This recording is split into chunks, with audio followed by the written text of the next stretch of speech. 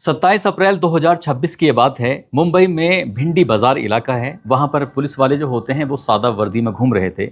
उनका एक ही मकसद था कि जो भी फल विक्रेता होते हैं उनके पास जा रहे थे। उनसे जाने के बाद पूछ रहे थे कि क्या तुम्हारे पास तरबूज है। तरबूज के बारे में पूछ रहे थे और अधिकांश से जितने भी फल विक्रेता होते हैं वो ज़्यादातर मना कर रहे थे। कह रहे थे कि साहब हम तो तरबूज बेचते ही नहीं हैं। जब बार बार उनसे पूछा जा रहा था, उनसे ये भी पूछा जाता है कि क्या आसपास का कोई व्यक्ति ऐसा है जो तरबूज बेचता है, लेकिन ज़्यादातर लोग इसी तरह से मना कर रहे थे। जब शाम होते होते ये जो खबर थी भिंडी बाजार से होते हुए पूरे मुंबई शहर में फैल जाती है और मुंबई शहर से होते हुए खबर ये पूरे महाराष्ट्र में और सोशल मीडिया के माध्यम से पूरे देश भर में ये खबर फैल जाती है कि पुलिस वाले सादा वर्दी में फल विक्रेताओं को ढूंढ रहे थे और उनसे पूछ रहे थे कि क्या तुम तरबूज बेचते हो। अब ये तरबूजों की जो बात चल रही है ये बात शादियों तक पहुंच जाती है, क्योंकि शादियों का सीजन चल रहा है। शादियों में जो भी मालिक होता है वो साफ साफ कह देता है कि कोई भी व्यक्ति तरबूज ना रखे और ना ही तरबूज खाए। इस तरह से देखते ही देखते जहां देखो वहां पर तरबूज के बारे में बात चल रही थी। दरअसल भिंडी बाजार इलाके में 4 लोग एक ही परिवार के होते हैं। तरबूज खाने से उनकी मौत हो जाती है, इसलिए लोग ये आपस में कहते सुनते दिखाई देते हैं कि तरबूज मत खाना, अगर तरबूज खाओगे तो उससे तुम्हारी मौत हो सकती है। क्या है ये पूरी कहानी कि तरबूज खाने से एक ही परिवार के साथ 4 सदस्यों की मौत हो जाती है? इस मौत के पीछे के असली कारण आखिरकार है क्या? क्या है इसके पीछे की असली कहानी? आदाब, नमस्कार, सत श्री अकाल। मैं उस्मान सैफी। महाराष्ट्र प्रदेश के मुंबई शहर में इलाका है भिंडी बाजार, और भिंडी बाजार में ही एक जगह लगती है पायधुनी। पायधुनी इलाके में डोकड़िया एक परिवार है। डोकड़िया परिवार के अंदर 4 सदस्य रहते हैं। 40 साल का इस घर का मुखिया है जिसका नाम है अब्दुल डोकड़िया, और उसकी पत्नी है नसरीन जिसकी उम्र लगभग 35 साल के आसपास है। उसकी एक बेटी है, बड़ी बेटी जिसका नाम आयशा है, उम्र जिसकी 16 साल है, और छोटी बेटी है जैनब जिसकी उम्र लगभग 13 साल के आसपास है। परिवार में ये 4 सदस्य हैं। 26 अप्रैल 2026 की सुबह लगभग 6:30 बजे के आसपास का वक्त हो रहा था। ये रहते हैं सेकंड फ्लोर पर, और सेकंड फ्लोर से जब एक व्यक्ति गुजर रहा था तो इस घर के अंदर से कुछ अजीब तरह की आवाज़ें आ रही थी। रोने की आवाज़ आ रही थी, चीखने की आवाज़ आ रही थी, चिल्लाने की आवाज़ आ रही थी, कराहने की आवाज़ आ रही थी। उस व्यक्ति ने बिल्कुल कान लगाया। दरवाजे से कान लगाने के बाद सुनने लगता है कि क्या बात है, इस तरह की आवाज़ें क्यों आ रही हैं? घर में इससे पहले कभी इस तरह की आवाज़ें नहीं आई थी। तुरंत ही उसने दरवाज़ा खटखटाया, और दरवाज़ा खटखटाने के बाद दरवाज़ा खुलवाने की कोशिश की। दरवाज़ा खुल जरूर जाता है, लेकिन जो दृश्य वो अपनी आंखों से देख रहा था, समझ नहीं पा रहा था कि आखिरकार करूं तो क्या करूं। वो देखता क्या है, चाहे वो नसरीन हो, आयशा हो, जैनब हो, या फिर अब्दुल डोकड़िया हो, तो सभी के सभी या तो वो दस्त होने की शिकायत कर रहे हैं या फिर उल्टियाँ कर रहे हैं। उनके अंदर बेचैनी है, कराह रहे हैं, परेशान हो रहे हैं। तुरंत वो व्यक्ति फर्स्ट फ्लोर पर जाता है भागता हुआ। भागने के बाद वहाँ पर एक डॉक्टर है जिसका नाम है जैद कुरैशी। जैद कुरैशी से जाके बोलता है कि जो सेकंड फ्लोर पर जो परिवार रहता है उनकी तबीयत बहुत ज़्यादा ख़राब हो रही है, एक काम करो, तुम्हें चलना चाहिए, चलकर देखना चाहिए।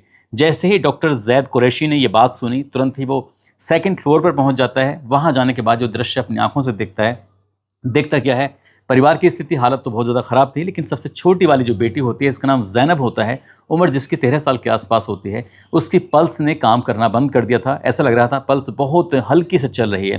वो सांस लेने में भी लड़की को दिक्कत हो रही थी। तभी वो CPR देता है, यानी कि अपने मुंह से उसके मुंह लगाने के बाद उसको सांस देने की कोशिश कर रहा था, जैसे कि रुकी हुई अटकी हुई सांसें हैं वो वापस आनी शुरू हो जाएं, लेकिन ऐसा होता नहीं है। तुरंत ही तत्काल ही उसने आसपास के लोगों से कहा जितनी जल्दी हो सके इस पूरे परिवार को हॉस्पिटल में भर्ती कराना पड़ेगा। यदि हम हॉस्पिटल में भर्ती नहीं कराए या फिर थोड़ी बहुत भी देर करी तो इस परिवार के साथ कोई दिक्कत हो सकती है।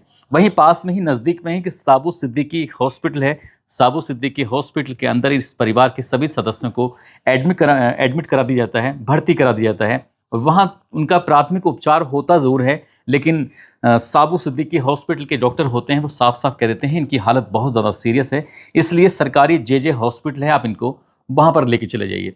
सरकारी हॉस्पिटल जो होता है JJ, वहाँ पर जब उनको भर्ती कराया जाता है, डॉक्टरों ने भर्ती करने से पहले सबसे पहले पुलिस को फ़ोन कर दिया और पुलिस को कहा कि एक परिवार आया है, संदिग्ध मामला है, कुछ ना कुछ गड़बड़ है, आपको तुरंत आना चाहिए, देखना चाहिए। पुलिस जब मौके पर पहुंचती है तब तक लगभग 10:15 के आसपास का वक्त हो चुका था, और जो सबसे छोटी वाली बेटी होती है जिसका नाम जैनब होता है, जिसकी उम्र 13 साल के आसपास होती है, उसकी मौत हो चुकी थी। लड़की के मरने के बाद परिवार के जो बाकी लोग थे उनकी भी हालत लगातार सीरियस हो रही थी। पुलिस वाले मौके पर पहुंच जाते हैं। बेटी जो थी, इसका नाम आयशा होता है, बड़ी वाली बेटी, वो भी हल्की फुल्की बोलने की स्थिति में होती है, और जो उसका पिता होता है अब्दुल डोकड़िया वो भी बोलने की स्थिति में होता है, लेकिन नसरीन बोलने की स्थिति में बिल्कुल नहीं होती। पुलिस वाले उससे पूछते हैं कि क्या बात है, क्या क्यों तुम्हारे परिवार की स्थिति खराब है, तुम्हारी बेटी को क्या हुआ है, तुम्हें क्या हुआ है। पुलिस ने जब लगातार सवाल करना शुरू किया है तब उन्होंने बताया कि साहब 25 अप्रैल 2026 की रात की बात है। परिवार के सदस्य साथ ही 5 और रिश्तेदार होते हैं, वो घर पर आए हुए थे और रिश्तेदारों के साथ बैठकर हमने खाना खाया। खाने में चिकन बिरयानी बनाई थी और भी कई पकवान बनाए थे।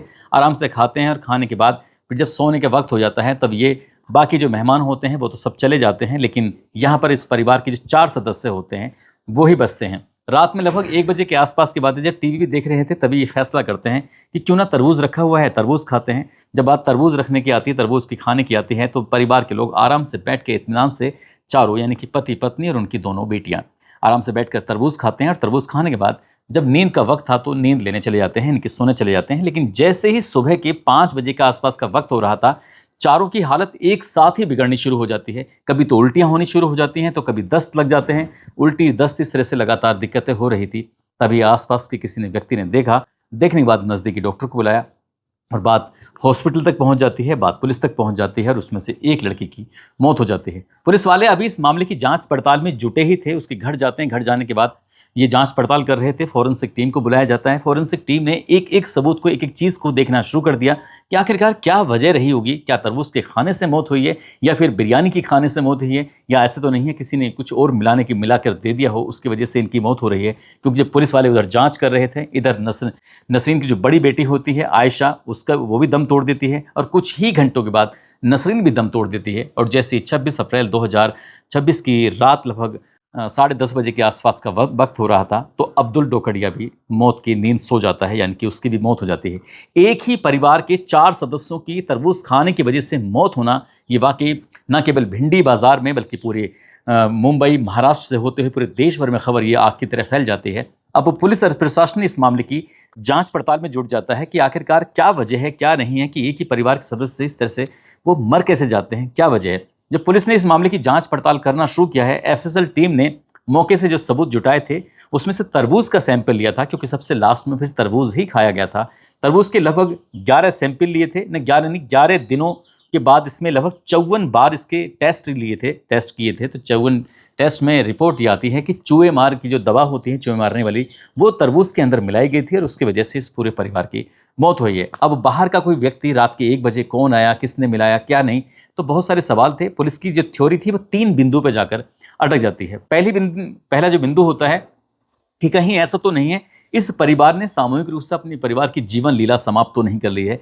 आखिरकार जान देने की क्या वजह हो सकती है। जब पुलिस ने इस मामले की ओर पड़ताल करना शुरू किया है, तो एक डायरी थी, जो बड़ी वाली बेटी है वो डायरी लिखती है, तो 25 अप्रैल 2026 तक का उसमें लिखा हुआ था। उस लड़की के राइटिंग से, उसके लिखे हुए से पता चलता है कि परिवार में तो किसी तरह का दुख है ही नहीं, कोई समस्या ही नहीं है। उसने अपने घर की अच्छी अच्छी बातें उसके लिखी हुई थी, क्योंकि 25 तारीख तक ये ऐसा कोई भी ऐसी बात नहीं थी। साथ ही जो उसके पिता है उसके बारे में जब पता किया जाता है, तो उसकी मोबाइल की एक्सेसरीज की एक दुकान होती है जहाँ से अच्छी खासी आमदनी भी हो रही थी, और इसके अलावा उनके पास एक अच्छा खासा एक बिल्डिंग का किराया भी आता है। यानी कि परिवार में कोई आर्थिक संकट भी नहीं था और नहीं कोई दिक्कत थी, नहीं कोई परेशानी थी। तो ऐसी स्थिति में लगता है कि ये पहली वाली जो थ्योरी है जीवन लीला समाप्त करने वाली, ये तो बिल्कुल नहीं है। तभी दूसरी थ्योरी पे पुलिस काम करना शुरू कर देती है कि कहीं इसके परिवार के किसी ने हत्या तो नहीं कर दी है। जब हत्या से जुड़े हुए हर एक पहलू, दुश्मन, दोस्तों की सबकी सूची बनाई जाती है, बहुत सारे लोगों से पूछताछ की जाती है। तो पूछताछ करने के बाद एक मामला सामने आता है। 2023 में डीएन नगर पुलिस स्टेशन में एक मुकदमा दर्ज होता है। एक महिला अपने ही पति के खिलाफ मुकदमा दर्ज करा देती है। अपने ही पति पर लगभग 25 लाख रुपए की धोखाधड़ी का आरोप लगाती है। इस व्यक्ति का यानी कि अब्दुल का जो इसमें रोल होता है, वो महिला अब्दुल को पैसे देती थी, वो पैसे अब्दुल उसके पति को दे दिया करता था। इसी बात में इन दोनों के बीच में पति पत्नी में विवाद हो जाता है। अब्दुल इस मामले का प्रमुख गवाह होता है। जिस जांच अधिकारी ने इस प्रकरण की जांच की थी, उसने कहा कि यह मामला इतना बड़ा नहीं है कि वो परिवार इसकी हत्या कर दे या फिर पूरे परिवार को एक साथ मार दे। ये वजह नहीं हो सकती, इसके पीछे कोई और ही वजह हो सकती है। यानी कि दुश्मनी का जो एंगल था, उस दुश्मनी के एंगल को भी पुलिस ने दरकिनार कर दिया। तीसरा कुछ ऐसा मामला बताया जाता है कि कहीं हादसा तो नहीं हुआ है। जिस तरह से लगातार किसान अपने फसलों की रखवाली के लिए कुछ इस तरह के पदार्थों का इस्तेमाल करते हैं, जिससे कि चूहे हों या फिर कोई और कीटनाशक कीट हों जो फसलों को लगातार नुकसान पहुंचाते हैं, कहीं ऐसा तो नहीं है कि उसमें जो कीटनाशक वगैरह लगाया गया हो, चूहे मारने की दवा लगाई हो, या फिर इसके अलावा किसी फल विक्रेता के यहाँ पर कुछ जो फल रखे होते हैं उसको चूहे वगैरह कुतर देते हैं, नुकसान पहुंचा देते हैं। कहीं ऐसा तो नहीं किसी फल विक्रेता ने ही कुछ चूहे मार की दवा का इस्तेमाल किया होगा। लेकिन चूहे मार दवा अगर वो रखता भी है तो क्या वो तरबूज के अंदर कैसे प्रवेश कर जाएगी, ये भी अपना आप में एक सवाल होता है। यही बस पुलिस के लिए अभी जांच का बिंदु बना हुआ है, जांच का विषय बना हुआ है कि एक परिवार के पास जो तरबूज था, उस तरबूज के अंदर जहर कैसे पहुंचा, वो भी चूहे मारने की दवा कैसे पहुंची। तो पुलिस इस मामले की भी जांच पड़ताल कर रही है। हालांकि दुश्मनी का कोई एंगल या फिर खुद से अपनी जान देने का कोई एंगल अभी, और जो भी इसके अंदर तरबूज के अंदर कैसे जहर पहुंचा, इसका एंगल की पुलिस अभी पड़ताल कर रही है। लेकिन जैसे ही लोगों को ये पता चलता है कि तरबूज खाने से एक ही परिवार के 4 लोगों की मौत हुई है, तो वाकई ये अपने आप में सोचने वाली बात हो जाती है। दोस्तों, इस पूरे घटनाक्रम को सुनाने का उद्देश्य किसी को परेशान करना नहीं है, किसी का दिल दुखाना नहीं है, बल्कि आपको जागरूक करना है, आपको सचेत करना है। इस घटना के बाद जैसे ये खबर फैलती कि तरबूज मत खाओ, तो 2 4 6 दिन के कम से कम ऐसा ही रहता है कि लोग तरबूज बिल्कुल पूरी तरह से छोड़ देते हैं। जो तरबूज खा रहे थे उनके अंदर भी दहशत फैल जाती है कि तरबूज मत खाओ, तरबूज के अंदर कुछ ऐसी बीमारी फैल चुकी है जिसकी वजह से मौत हो रही है। लेकिन ये बात सच साबित नहीं होती है। सच साबित होता है कि तरबूज के अंदर किसी तरकीब से कैसे ही जहर पहुंचा था और जहर की वजह से इस पूरे परिवार की मौत हो जाती है। आप सब लोग अपना ख्याल रखें, सुरक्षित रहें। जय हिंद, जय भारत।